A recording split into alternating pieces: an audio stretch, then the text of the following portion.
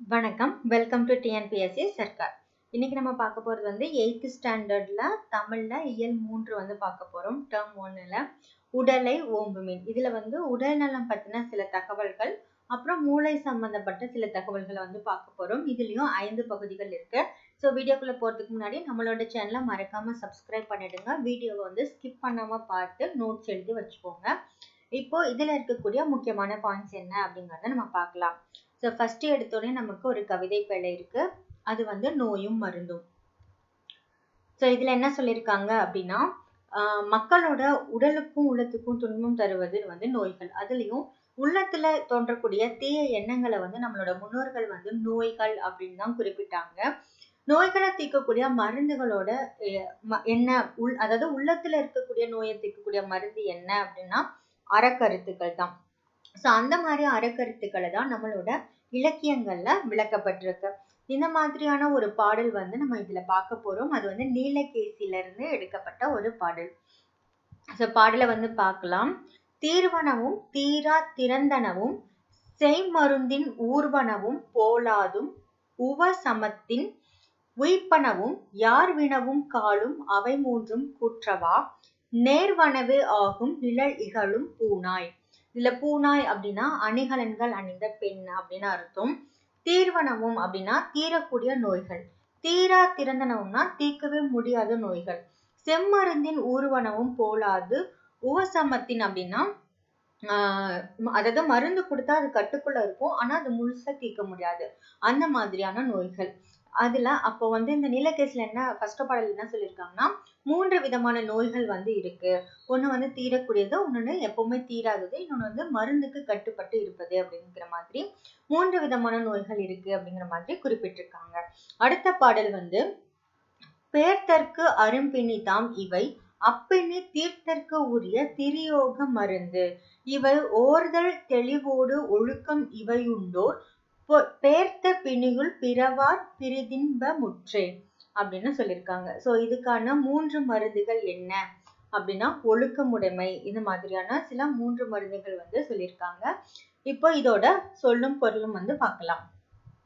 தீர்வன அப்படின்னா நீங்குபவை, உவசமம் அப்படின்னா அடங்கி இருத்தல், நிழலிகளும் அப்படின்னா ஒளி பொருந்திய, பேர்த்தற்கு அப்படின்னா அகற்றுவதற்கு, திரியோக மருந்து அப்படின்னா 3 யோக மருந்து, தெளிவு அப்படின்னா நற்காட்சி, திறந்தன அப்படின்னா தன்மையுடைய, கூற்றவா அப்படின்னா பிரிவுகளாக, பூனாய் அப்படின்னா அணிகலன்களை அணிந்தவளே அப்படின்னு அர்த்தம், பிணி அப்படின்னா துன்பம், ஓர்தல் அப்படின்னா நல்லறிவு, பிறவார் அப்படின்னா பிறக்க மாட்டார். ஸோ இந்த பாடலோட பொருள் என்ன அப்படின்னா, ஃபர்ஸ்ட் பாட்டுக்கு வந்து அணிகலன்களை அணிந்த பெண்ணே, நோயோட தன்மை பற்றி யார் சொன்னாலும் அந்த நோயோட தன்மை வந்து 3 வகையா பிரிக்கலாம்.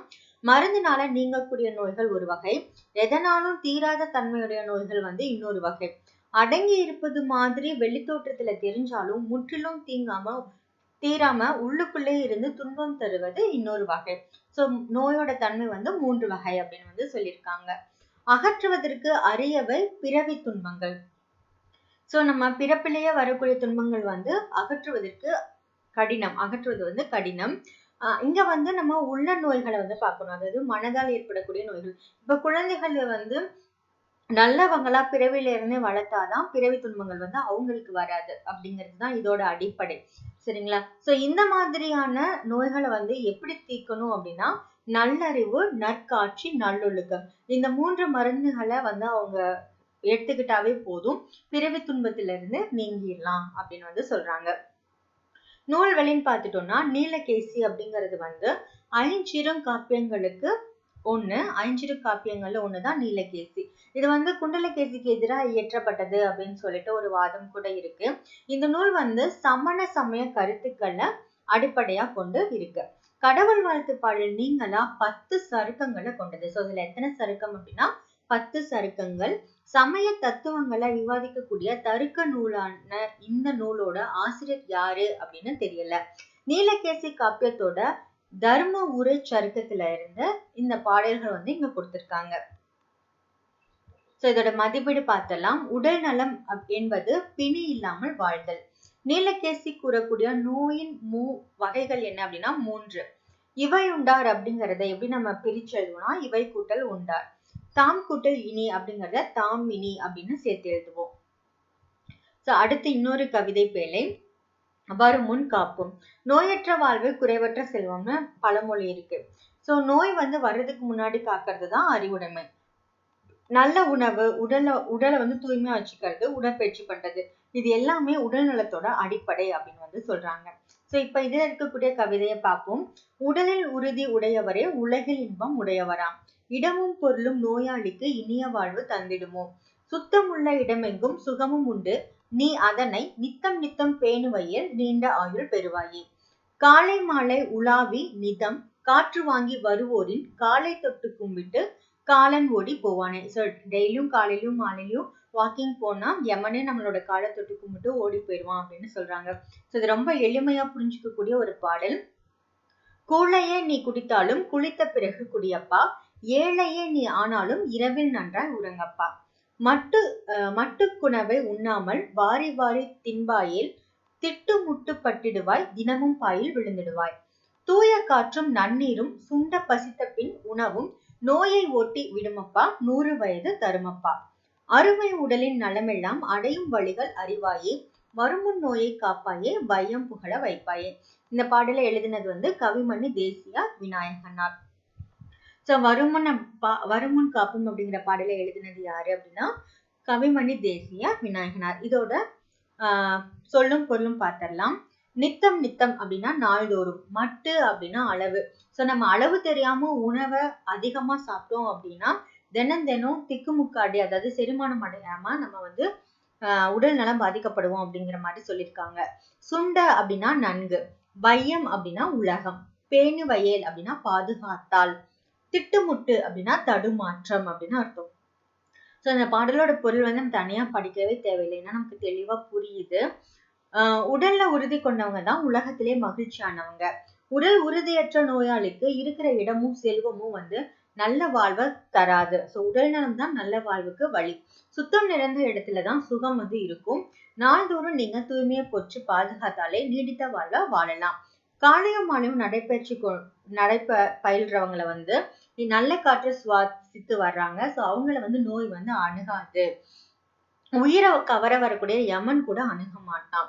எனவே நீங்க கூழ குடிச்சா கூட குளித்ததுக்கு அப்புறமா சாப்பிடணும். நீங்க வறுமையில வாழ்ந்தாலும் இரவுல நல்லா தூங்கணும் அப்படின்னு சொல்றாங்க. அளவாக உண்ணாம அதிகமா உண்ணா செரிமானம் தடுமாறி நாள்தோறும் நோய்வாய்ப்பட வேண்டிய நிலைமை ஏற்படும். தூய்மையான காற்றும் நல்ல குடிநீரும் நல்லா பசித்ததுக்கு அப்புறம் உணவு உண்பதும் நம்ம நோயில் அணுகாம காப்பாத்தும். 100 ஆண்டு வாழ வைக்கும். அரிய நம்மளோட உடல் நலமோடு இருப்பதற்கான வழிகள் எல்லாமே இதுதான். சோ இத நீங்க அறிஞ்சுக்கணும் அப்படிங்கிறதுதான் இந்த பாடலோட பொருள். சோ இப்ப நூல்வழி பார்க்கலாம்.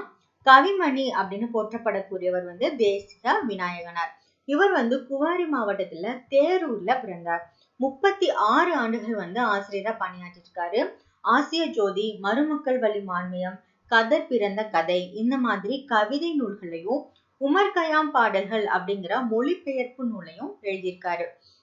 இவர் நம்ம மேல பார்த்த கவிதை மலரும் மாலையும் அப்படிங்கிற நூல்ல இருந்து எடுக்கப்பட்ட ஒரு கவிதை தான். இப்ப இதோட மதிப்பீடு. காந்தியடிகள் வையம் போற்ற வாழ்ந்தார். நாம் எல்லாம் அப்படிங்கறத நலம் எல்லாம் அப்படிங்கறது நலம் கூட்டல் எல்லாம் அப்படின்னு பிரிச்சு எழுதுவோம். இடம் கூட்டல் எங்கும் அப்படிங்கறத இடமெங்கும் அப்படின்னு சேர்த்து எழுதுவோம். நமக்கு எதுகை மோனை இயல்புலாம் தெரியும்ல. மோனைனா முதல் எழுத்து ஒரே மாதிரி வருது, எதுகைனா இரண்டாம் எழுத்து ஒரே மாதிரி வருது, இயல்புனா அதோட ஓசை நயம் கடைசியா முடிய போறது ஒரே மாதிரி ஓசை நயத்துல வர்றதுதான் நம்ம இயல்பு அப்படின்னு சொல்லுவோம். இப்போ உரைநடை. தமிழர் மருத்துவத்தை பத்தி இதுல சொல்லியிருக்காங்க. இதுல சித்த மருத்துவர் கு. சிவராமன் அப்படிங்கிறவர்கிட்ட மாணவர்கள் எல்லாரும் சேர்ந்து ஒரு கலந்துரையாடல் மாதிரி நடத்துவாங்க. அதுல வர சில பாயிண்ட்ஸ் தான் நம்ம இந்த லெசன்ல பார்க்க போறோம். மருந்தென வேண்டாவாம் யாக்கைக்கு அருந்தியது அற்றது போற்றி உணின். இப்படி திருவள்ளுவர் சொல்லியிருக்காரு. அதாவது அருந்தும் உணவே அருமருந்து அப்படின்னு தமிழ் மக்கள் சொல்லுவாங்க. உணவுதான் மருந்து அப்படின்னு சொல்லிட்டு. சோ இந்த சித்த மருத்துவத்துல என்ன மாதிரியான முன்னேற்றங்கள் நடந்திருக்கு அப்படிங்கறத இதுல இருந்து நம்ம பார்க்கலாம். சோ ஃபர்ஸ்ட் மாணவர்கள் தங்களோட ஆண்டு மலர் பள்ளி ஆண்டு விழா நடக்கும்போது புக் ரிலீஸ் பண்ணுவாங்களா, அதுல வந்து சித்த மருத்துவத்தை பத்தி போடுறதுக்காக அந்த டாக்டர் கிட்ட போய் கேக்குறாங்க, சித்த மருத்துவர் கிட்ட கேக்குறாங்க. சோ என்ன மாதிரி கேள்விகள் கேக்குறாங்க அப்படின்னு பார்க்கலாம். மனிதர்கள் வந்து மருத்துவத்தை பத்தி எப்ப அறிஞ்சுக்கிட்டாங்க அப்படின்னு கேட்கும்போது, தொடக்க காலத்திலேயே வந்து ஃபர்ஸ்ட் மனிதனுக்கு வந்து நோய்கள் வந்தப்போ அவங்க வந்து தாவரங்களை கொண்டுதான் ஃபர்ஸ்ட் மருந்தை வந்து அந்த நோயை தீர்க்க முயற்சி பண்ணாங்க. தாவரங்கள்ல கிடைக்கக்கூடிய வேர், பட்டை, இலை, பூ, கனி இந்த மாதிரியான எடுத்து மருந்தா பயன்படுத்தினாங்க அப்படின்னு சொல்றாரு. அப்படியானா பழந்தமிழர்கள் மருத்துவத்தை பத்தி அறிஞ்சிருப்பாங்கல்ல அப்படின்னு சொல்லிட்டு கேக்குறாங்க. ஆமா, கண்டிப்பா வந்து பழந்தமிழர்கள் வந்து மருத்துவத்தை அறிஞ்சது மட்டும் இல்லாம மருத்துவத்துல சிறந்தும் விளங்கினாங்க அப்படின்னு சொல்றாரு. மூலிகை மருத்துவம், அறுவை மருத்துவம், மருந்தில்லா மருத்துவம் இந்த மாதிரி மருத்துவமும் இருக்கு. அதே மாதிரி உடலை பலப்படுத்தி உள்ளத்தை சீராக்கக்கூடிய யோகம் முதலிய கலைகளையும் பழந்தமிழர்கள் வந்து அறிஞ்சு வச்சிருந்தாங்க. இந்த சித்த மருத்துவம், ஆயுர்வேதம், இயற்கை மருத்துவம், நாட்டு மருத்துவம் எல்லாம் வேற வேற பேர்ல சொல்றாங்களே, இதெல்லாம் நிஜமாவே ஒண்ணா இல்ல வேற வேறையா அப்படின்னு சொல்லிட்டு கேக்குறாங்க. ஆனா இதுல பல வேறு பேர்கள் வச்சாலும் இதோட அடிப்படை வந்து ஒண்ணுதான் அப்படின்னு சொல்றாரு. தமிழர்களோட தத்துவங்களான சாங்கியம், ஆசிவகம் இந்த ரெண்டுமே உடலுக்கும் பிரபஞ்சத்துக்கும் இருக்கக்கூடிய ஒற்றுமையை கண்டறிஞ்சு விளக்குது. அதாவது நம்மளோட உடலும் ஐம்பூதங்களால ஆனதுதான். அதுல வர மாற்றங்கள்னாலதான் நோய்கள் வந்து உண்டாகுது. அந்த நோய்களை வந்து நம்ம அந்த ஐம்பூதங்கள் வச்சும் அது மாதிரி என்ன சொல்றது, இந்த சுவை, உணவோட தன்மை, சுவை இதை வச்சு நம்ம வந்து அந்த நோயை வந்து குணப்படுத்த முடியும் அப்படின்னு வந்து சொல்றாரு. தமிழர் மருத்துவம் பண்பாட்டு கூறா ஆகும்போது நாட்டு வைத்தியமாகவும், பாட்டி வைத்தியமாகவும், மரபு சார்ந்த சித்த வைத்தியமாகவும், உணவு சார்ந்த மருத்துவமாகவும், பண்பாடு சார்ந்த மருத்துவமாகவும் தமிழர்களோட மருத்துவம் வந்து விரிஞ்சிருக்கு அப்படின்னு வந்து சொல்றாங்க. அதே மாதிரி தமிழர்களோட மருத்துவ முறைக்கு பிறகு பின்தங்கி போனதுக்கு என்ன காரணம் அப்படின்னு சொல்லிட்டு கேக்குறாங்க. இப்ப தமிழர்களோட மருத்துவம் வந்து ஆரம்பத்துல நல்ல விதமா இருந்தாலுமே அடுத்தடுத்து அந்நியர்களோட படையெடுப்பு காரணமா அந்நியர்களோட மருத்துவ முறை வந்து உள்ள புகுந்ததுதான் காரணம். இப்ப சமணர்கள், பௌத்தர்கள் காலத்துல அந்த மதங்களோட மருத்துவ கூறுகள் வந்து இருந்தது. அதே மாதிரி சைவம் ஓங்கி இருந்தப்போ சைவ சித்தாந்தத்தோட மருத்துவ கூறுகள் வந்து கலந்தது.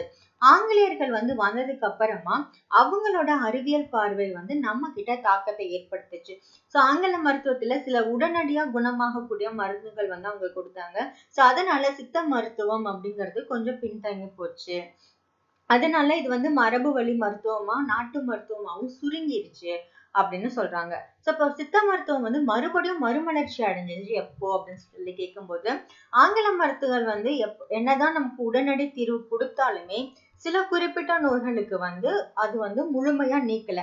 இப்ப சர்க்கரை, இரத்த கொதிப்பு, புற்றுநோய், மாரடைப்பு இந்த மாதிரி மரபு சார்ந்த நோய்கள் வரும்போதுதான் நம்மளோட சித்த மருத்துவத்தோட தன்மையை வந்து அவங்க புரிஞ்சுக்கிட்டாங்க. அந்த மாதிரி சர்க்கரை, இரத்த கொதிப்பு நோய்களுக்கு வந்து உணவு, வாழ்வியல், உடற்பயிற்சி, யோகம் இது எல்லாமே கூட்டா சேர்ந்துதான் சரிப்படுத்த முடியும். அதை புரிஞ்சுக்கிட்டதுக்கு அப்புறம் தான் சித்த மருத்துவத்துல ஒரு மறுமலர்ச்சி வந்தது அப்படின்னு சொல்லிட்டு அவரு விளக்குறாரு. சித்த மருத்துவத்துல தாவரங்கள்ல இருந்து மட்டும்தான் மருந்து தயாரிக்கப்படுதான்னு கேக்குறாங்க. இதுல வந்து ஒரு சித்தர்கள் வந்து என்ன சொல்லியிருக்காங்கன்னா, வேர்பாறு, தலைப்பாறு, மிஞ்சினக்கால் பற்ப செந்தூரம் பாறை அப்படின்னு சொல்லியிருக்காங்க.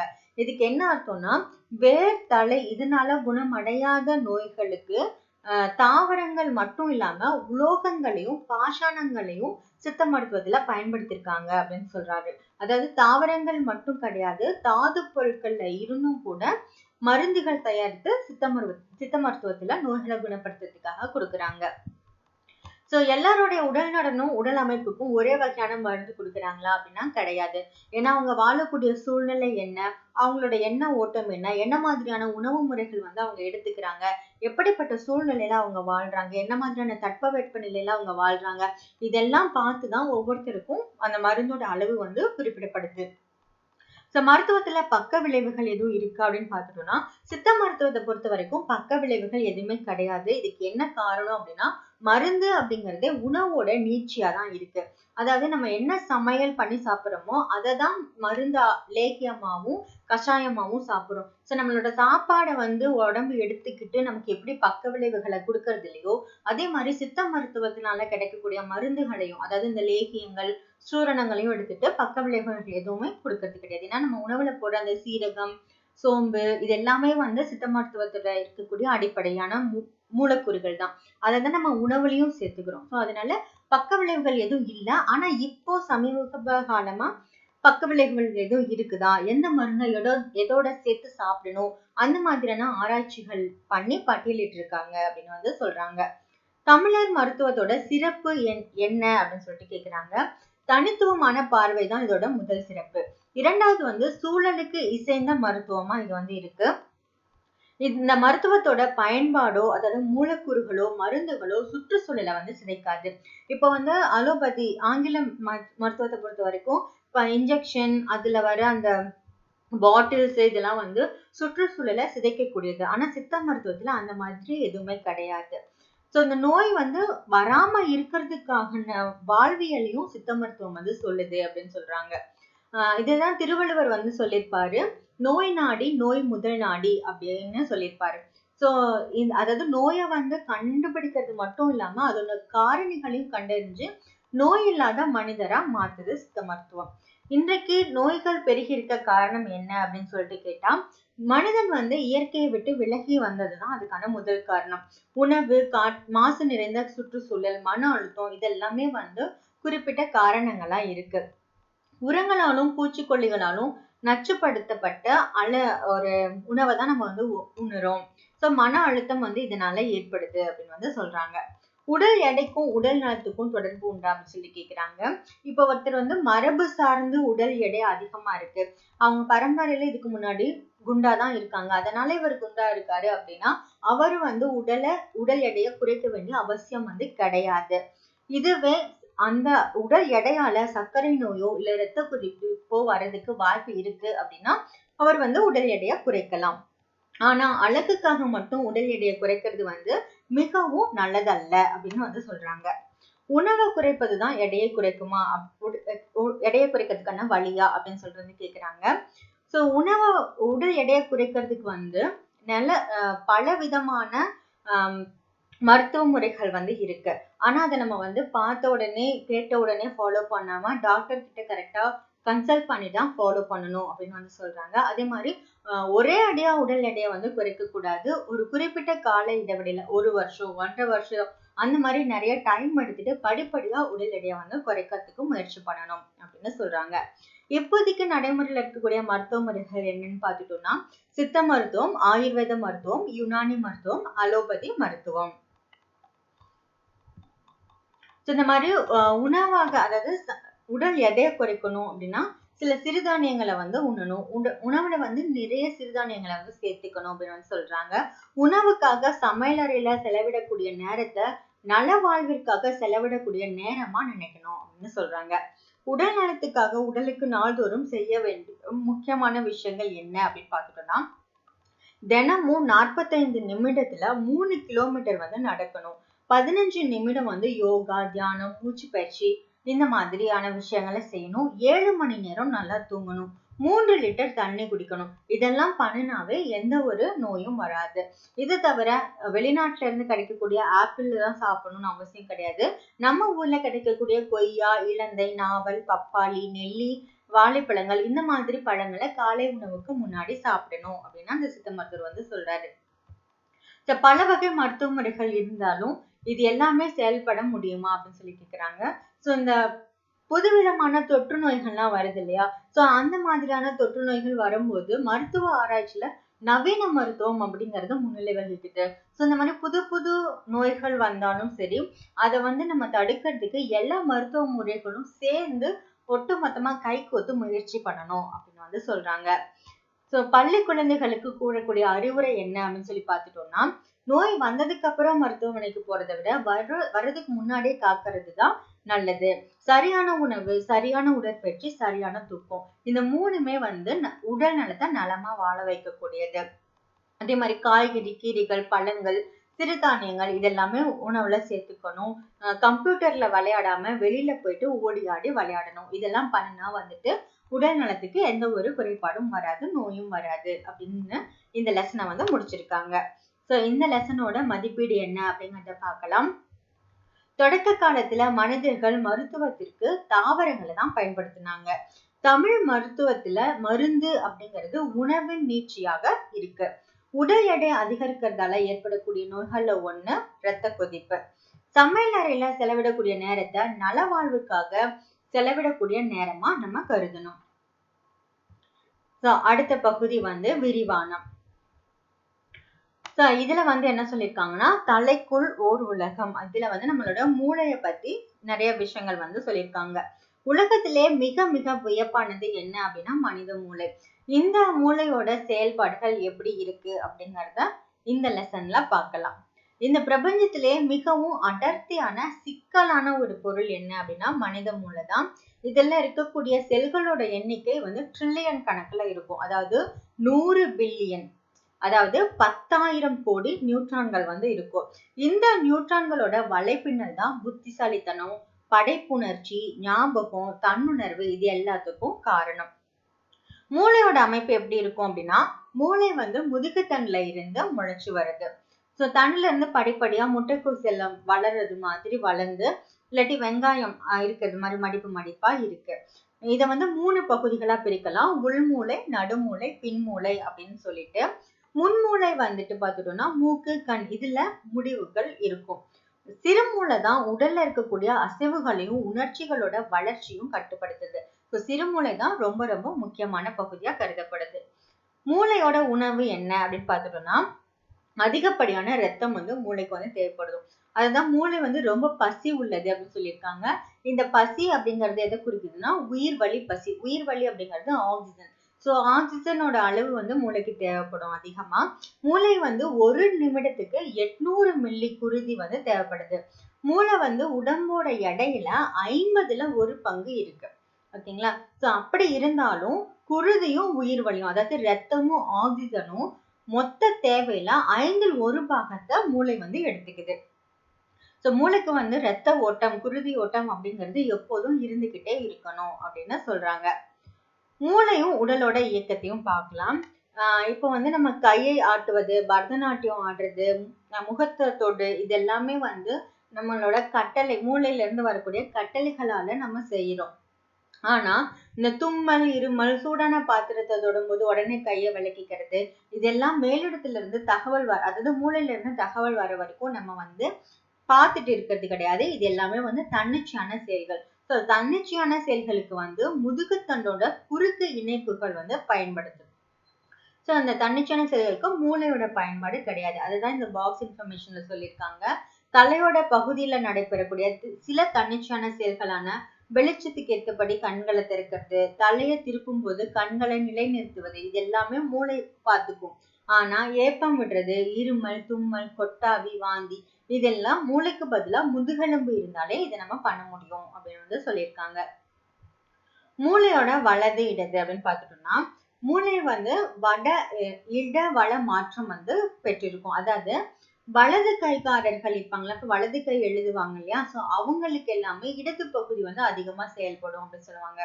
இப்போ எப்பவுமே நம்மளோட மூளைக்கு இடப்பக்கத்துல இருக்கக்கூடிய செயல்கள் எல்லாமே மூளையோட வலப்பக்கத்துக்கு போய் சேரும். அதே மாதிரி வலப்பக்கத்தை பாதிக்கும் செயல்கள் எல்லாமே மூளையோட இடப்பக்கத்துக்கு போய் சேரும் அப்படின்னு சொல்லுவாங்க.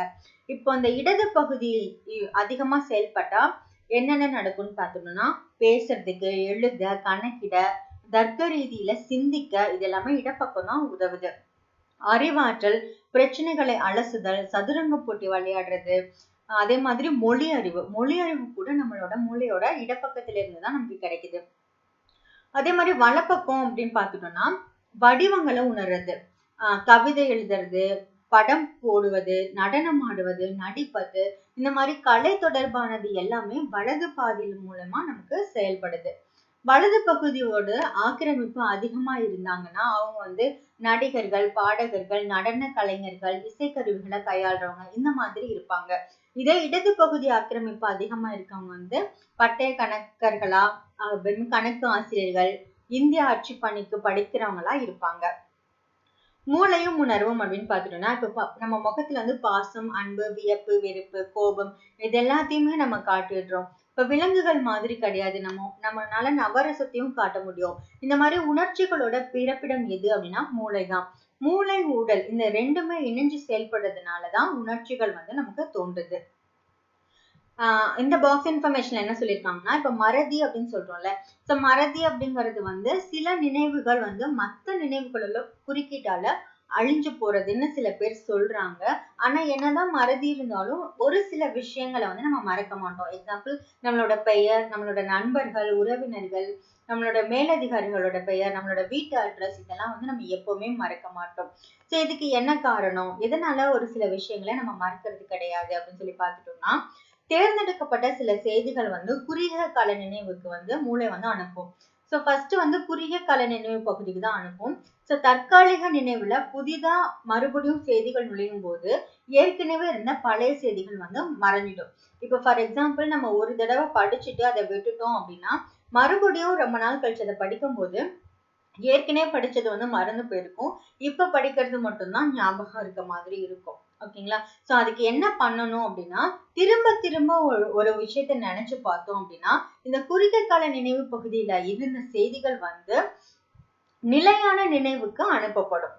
ஓகேங்களா? அப்ப நம்ம திரும்ப திரும்ப ரிவிஷன் பண்ணும்போது அந்த செய்திகள் வந்து குறுகிய காலத்துல இருந்து நிலையான நினைவுக்கு அனுப்பப்படுது. அப்ப நமக்கு ரொம்ப நாளைக்கு அது வந்து ஞாபகமா இருக்கு. மூளையோட தன்னுணர்வு அப்படின்னு சொல்லிட்டு பாத்தீங்கன்னா, இந்த தன்னுணர்வு வந்து மனதோட செயல்பாடு அப்படின்னு சொல்றாங்க. இப்போ இதுக்கு என்ன எக்ஸ்பிளைன் பண்றாங்கன்னா, சிலருக்கு மத்தியானம் சாப்பிட்டது ஞாபகத்துல இருக்கும். இதுவே போன வாரம் என்ன சாப்பிட்டோம் அப்படிங்கிற மாதிரி மறந்துடுவாங்க. அதே மாதிரி மத்தியான தூக்கத்துல வந்து அமுக்கும் அமுக்கிடுச்சு அப்படின்னு சொல்லுவாங்க. அதாவது அவங்களோட நினைவாற்றல் வந்துடும், பட் கை கால்களை வந்து அசைக்க முடியாது. சோ இந்த மாதிரியான சில விஷயங்கள் எல்லாம் தன்னுணர்வு, மூளையும் தன்னுணர்வும் தனித்தனியா இருக்கும் அப்படின்னு மாதிரி சொல்லுவாங்க. இப்போ நம்ம வண்டி ஓட்டிட்டு போறோம்னா நம்ம வேற ஒரு சிந்தனையில இருந்தா கூட அந்த கியர் மாத்துறது, சால விதிகளுக்கு பணிகிறது, இது எல்லாமே மூளை வந்து செயல்பட்டுக்கிட்டே இருக்கும் அப்படின்னு சொல்லியிருக்காங்க. மூளையும் அன்றாட நிகழ்வுகளும். இப்ப சராசரியா 90 நிமிடங்களுக்கு ஒரு முறை வந்து நம்ம எல்லாரோட மனநிலையும் மாறுது அப்படின்னு ஆராய்ச்சியாளர்கள் வந்து கண்டுபிடிச்சு சொல்லியிருக்காங்க. சராசரியா மனிதன் தன்னோட வாழ்நாள்ல 20 வருடம் வந்து தூங்குகிறான், 3 லட்சம் கனவுகள் காண்கிறான் அப்படின்னு வந்து சொல்லியிருக்காங்க. அதே மாதிரி மூளையும் கற்றலும். மொழியை வந்து இலக்கண விதியின்படி பேசுறது மனிதனுக்கு உண்டான தனிப்பட்ட திறமை. இந்த மாதிரி நம்ம ஒவ்வொன்றையும் கத்துக்கிறோம் இல்லையா? புதுசா ஒரு மொழியையோ இல்ல எப்படி நம்ம இருக்கணும், எப்படி சைக்கிள் ஓட்டுறது, எப்படி பைக் ஓட்டுறது, இது எல்லாமே ஒவ்வொரு விஷயமா நம்ம கத்துக்கிறோம். கற்பது அப்படிங்கிறது நம்மளோட மூளையில மாறுதல்களை ஏற்படுத்துது அப்படிங்கிறத பரிசோதனை மூலமா கண்டுபிடிச்சிருக்காங்க. கற்க நம்மளோட நியூட்ரான்களோட இணைப்பு சிக்கல்கள் வந்து அதிகமாயிட்டே வருதாம். மூளையோட எடை வந்து கூடும், அதே மாதிரி அதுல இருக்கக்கூடிய புரோட்டீன் அளவும் அதிகரிக்குது அப்படிங்கிறத சொல்லியிருக்காங்க. சோ இதோட நூல்வழி பார்த்துடலாம். சுஜாதா தான் இத வந்து எழுதியிருக்காரு. தலைமைச் செயலகம் அப்படிங்கிற நூல்ல இருந்துதான் நம்ம மேல இருக்கக்கூடிய அந்த பாடப்பகுதியை நம்ம பார்த்தோம். இது எழுதினது வந்து சுஜாதா. சுஜாதாவோட இயற்பெயர் வந்து ரங்கராஜன் அப்படிங்கிறது தான். இவர் வந்து நிறைய சிறுகதைகள், புதினங்கள், நாடகங்கள், அப்புறம் திரைப்பட கதை வசனம் கூட எழுதியிருக்காரு. மின்னணு வாக்கு எந்திரம் உருவாக்கக்கூடிய பணியில ரொம்ப முக்கியமான பங்காற்றிருக்காரு. என் இனிய எந்திரா, மீண்டும் ஜீனோ, அப்புறம் ஸ்ரீரங்கத்து தேவதைகள், தூண்டில் கதைகள், இந்த மாதிரி பல நூல்களை எழுதியிருக்காரு. இப்ப இந்த லெசனோட மதிப்பீடு ஜஸ்ட் ஒரு இடது பாகம் வலது பாகம் செயல்பாடுகளை தொகுத்து எழுதுன்னு மட்டும் சொல்லிட்டாங்க. ஸோ பெருசா கோடிட்டிடம் மாதிரி கேட்கல. இப்போ இலக்கணம். ஓகே, இந்த இலக்கணத்தோட இந்த இயல் 3 வந்து முடியுது. இலக்கணத்துல என்ன பார்க்க போறோம் அப்படின்னா எச்சம் அப்படிங்கிறது தான். ஸோ படித்தான், படித்த, படித்த, இந்த 3 வாக்கியத்தை நம்ம சொற்களை வந்து கவனிச்சோம் அப்படின்னா, படித்தான் அப்படிங்கறது வந்து ஒரு செயல் வந்து முற்று பெற்றதும் குறிக்குது. அதனால வினை முற்று அப்படின்னு சொல்றோம். ஆனா படித்த, படித்து இந்த மாதிரி சொற்கள் வந்து முற்று பெறல. சோ இந்த மாதிரி முற்று பெறாமல் எஞ்சி நிற்கக்கூடிய சொல் வந்து எச்சம் அப்படின்னு சொல்லப்படுது. இது பெயரெச்சம், வினையெச்சம் அப்படின்னு 2 வகைப்படுது. பெயரெச்சம்னா என்ன, நம்ம சின்ன வகுப்புலயே படிச்சிருக்கோம். பெயரை கொண்டு முடியும் எச்சங்கள் பெயரெச்சம். இப்ப வந்து படித்த மாணவன், படித்த பள்ளி, இதுல பள்ளி, மாணவன் இது எல்லாமே பெயர் சொற்கள். சோ பெயரை கொண்டு முடியறதுனால பெயரெச்சம் அப்படின்னு சொல்றோம். இது வந்து 3 காலத்திலையும் வரும். சோ இறந்த காலம், எதிர்காலம், நிகழ்காலம் அப்படின்னா 3 காலத்தையும் காட்டும்.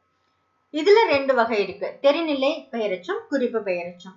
சோ நம்ம ஆல்ரெடி பார்த்த மாதிரி தெரிநிலை பெயரெச்சம்னா என்னன்னா காலத்தை வெளிப்படையா காட்டும். இப்ப வந்து எழுதிய கடிதம் அப்படின்னு இருக்குன்னா இதுல எழுதிய அப்படிங்கிறது வந்து இறந்த காலத்தை காட்டுது. கடிதம் அப்படிங்கிறது ஒரு பெயர்ச்சொல்.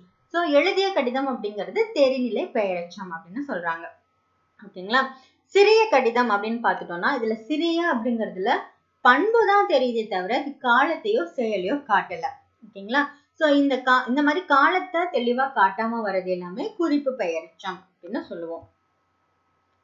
அடுத்து வினையெச்சம். வினையெச்சம்னா நமக்கு தெரியும், வினை கொண்டு முடியும் எச்சம் வினையெச்சம். இப்போ படித்து முடித்தான், படித்து வியந்தான். இதுல வந்து முடித்தான், வியந்தான் அப்படிங்கறதெல்லாம் வினை. ஓகேங்களா? சோ இத வந்து வினையெச்சம் அப்படின்னு சொல்றோம். இதுலயும் 2 வகை இருக்கு. தெரிநிலை வினையெச்சம், குறிப்பு வினையெச்சம். சோ சேம் அதே மாதிரி அதாவது காலத்தை தெளிவா காட்டி செயலையும் காலத்தையும் தெளிவா காட்டுச்சு அப்படின்னா அது வந்து தெரிநிலை வினையெச்சம். காலத்தை தெளிவா காட்டல அப்படின்னா அது குறிப்பு வினையெச்சம். அவ்வளவுதான் வித்தியாசம். இப்ப எழுதி வந்தான். இதுல எழுதி அப்படிங்கறது வந்து இறந்த காலத்தை தெளிவா காட்டுது. ஓகேங்களா? சோ வந்தான் அப்படிங்கிறது வினையை கொண்டு முடிஞ்சிருக்கு. சோ எழுதி அப்படிங்கிறது வந்து தெரிநிலை வினையெச்சம். மெல்ல நடந்தான். இந்த மெல்ல அப்படிங்கிற சொல் வந்து எந்த காலத்தையும் காட்டல. சோ காலத்தை வெளிப்படையா காட்டாம வந்துச்சு அப்படின்னா அது வந்து குறிப்பு வினையெச்சம். இதுல முற்றெச்சம்னு ஒண்ணு இருக்கு. சோ வள்ளி படித்தனள். ஓகேங்களா? இதுல படித்தனள் அப்படிங்கிற சொல் வந்து படித்தாள் அப்படிங்கிற வினை முற்று பொருளை தருது. இதுவே வள்ளி படித்தனள் மகிழ்ந்தாள் அப்படின்னு இருக்குன்னு வச்சுக்கோங்களேன். அந்த படித்தனள் அப்படிங்கிறது எச்ச பொருளை கொடுத்து மறுபடியும் மகிழ்ந்தாள் அப்படிங்கிற ஒரு வினைமுற்று கொண்டு முடிஞ்சிருக்கு. சோ இந்த மாதிரி ஒரு வினைமுற்று எச்ச பொருளை தந்து மற்றொரு வினைமுற்று கொண்டு முடிஞ்சிச்சு அப்படின்னா அத முற்றெச்சம் அப்படின்னு சொல்றோம். சோ இப்ப இதோட மதிப்பீடு. முற்று பெறாமல் எஞ்சி நிற்கக்கூடிய சொல் வந்து எச்சம் அப்படின்னு அழைக்கப்படும். கீழ்காணும் சொற்கள்ல பெயரெச்சம் எது அப்படின்னு கேட்டிருக்காங்க. பார்த்த அப்படிங்கிறது தான் பெயரெச்சம். ஓகேங்களா? மீதி எல்லாமே வினையெச்சத்தோட ஒரு பகுதி. குறிப்பு வினையெச்சம் வந்து காலத்தை வெளிப்படையா காட்டாது. சில பொறுத்துக்க பார்க்கலாம். நடந்து அப்படிங்கிறது வந்து எதுல வரும் அப்படின்னா சரி எடுத்தனள் உண்டான் அப்படிங்கிறது முற்றெச்சம். இது பார்த்தோன்னே தெரியுது. அதே மாதிரி பெரிய அப்படிங்கிறது வந்து குறிப்பு பெயரெச்சம். நடந்து அப்படிங்கிறது வந்து நடந்து வந்தான், நடந்து சென்றான் அப்படின்னு முடியலாம். சோ நடந்து அப்படிங்கிறது வினையெச்சம். பேசிய அப்படிங்கிறது பெயரெச்சம். பேசிய மாணவன், பேசிய மாணவி அப்படின்னு வரலாம். சோ பேசிய அப்படிங்கிறது வந்து பெயரெச்சம். சோ இதுக்கப்புறம் மொழியை ஆள்வோம். உவமை தொடர்களை பத்தி சில இன்ஃபர்மேஷன் வந்து கொடுத்திருக்காங்க. நம்மளோட பேச்சிலும் எழுத்துலையும் கருத்துக்களை எளிதா விளக்குவதற்காக சில தொடர்களை பயன்படுத்துவோம். சோ கருத்துக்களை எளிதா விளக்குவதற்கான தொடர்களை தான் நம்ம உவமை தொடர்கள் அப்படின்னு சொல்றோம். ஃபார் எக்ஸாம்பிள், மடை திறந்த வெள்ளம் போல அப்படிங்கிறது வந்து தடையின்றி மிகுதியா வரக்கூடியதா குறிக்குது. உள்ளங்கை நெல்லிக்கனி போல அப்படிங்கிறது வந்து வெளிப்படைத்தன்மையை குறிக்குது. சோ இந்த மாதிரி சில பொருத்துக்களை கொடுத்திருக்காங்க. காக்கை உட்கார பணம் பழம் விழுந்தது போல, இது வந்து எதை குறிக்குது அப்படின்னா தற்செயல் நிகழ்வை வந்து குறிக்குது. கிணறு வெட்ட பூதம் கிளம்பியது போல அப்படிங்கிறது வந்து எதிர்பாராத நிகழ்வை குறிக்குது. பசுமரத்த ஆணி போல அப்படிங்கிறது வந்து எளிதில் மனதில் பதிதலை குறிக்குது. விழலுக்கு இறைத்த நீர் போல அப்படிங்கிறது வந்து பயனற்ற செயலை குறிக்குது. நெல்லிக்காய் மூட்டையை கொட்டினார் போல அப்படிங்கிறது வந்து ஒற்றுமையின்மையை குறிக்குது. சிதறி போறது அப்படிங்கிறத குறிக்குது. சோ இதை வந்து தொடரில் அமைக்க அப்படின்னு சொல்லி கொடுத்துருக்காங்க. பட் நமக்கு இதெல்லாம் வந்து எக்ஸாம்ல கேட்கறதுக்கு வாய்ப்பு இல்லை. ஓகேங்களா? இப்போ வந்து நம்ம கலைச்சொல் மட்டும் நம்ம பார்த்தலாம். டிசீஸ் அப்படிங்கிறது நோய், ஹெர்ப்ஸ் அப்படிங்கிறது மூலிகை, மில்லட்ஸ் அப்படிங்கிறது சிறுதானியங்கள், ஆடிட்டர் அப்படின்னா பட்டய கணக்கர், சைடு எஃபெக்ட் அப்படின்னா பக்க விளைவு, ஆன்டிபயோட்டிக் அப்படின்னா நுண்ணுயிர் முறி, ஜீன் அப்படின்னா மரபணு, அலர்ஜி அப்படின்னா ஒவ்வாமை. சோ இதோட வந்து இந்த இயல் 3 வந்து முடிஞ்சிருச்சு. அடுத்து வந்து இயல் 4. இயல் 4 வந்து நம்ம வேற ஒரு வீடியோல பார்க்கலாம். இந்த வீடியோ உங்களுக்கு பிடிச்சிருச்சுன்னா லைக் பண்ணுங்க. உங்களோட ஃபீட்பேக் வந்து கமெண்ட் பண்ணுங்க. நெக்ஸ்ட் வீடியோல பார்க்கலாம். தேங்க்யூ.